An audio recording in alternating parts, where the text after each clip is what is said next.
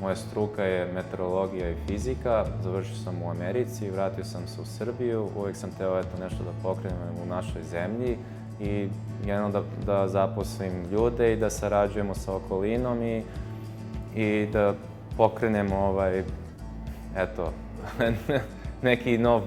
neki biznis u Srbiji. Jedan deo je naš kapital koji smo uložili u našoj fabrici, to smo pokrenuli, a moram da priznam i dosta nam pomogla i zemlja Srbija, zato što mi smo konkurisali za Fond za razvoj.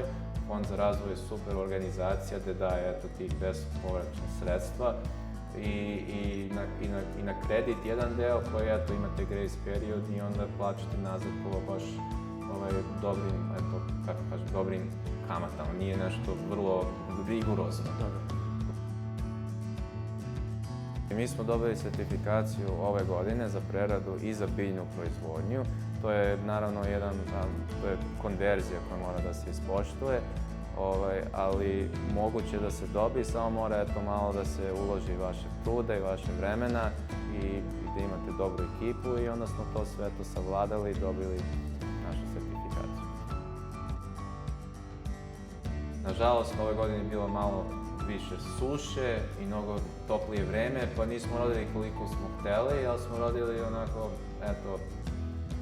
3-4 tona aronije koje smo odmah, u proizvodnju ubacili i onda krenula je prerada. Znači, mi nismo zamrzavali ništa, hteli smo sveže voće, odmah da cedimo i da pasterizovano. Pričali smo od aroniji. Ovo je ovogodišnja aronija i sad smo promenili etiketu da bude organic. Znači to je, kao što sam pričao, dobili smo sertifikaciju i ovdje isto imamo EO sertifikaciju i za Republiku Srpsku.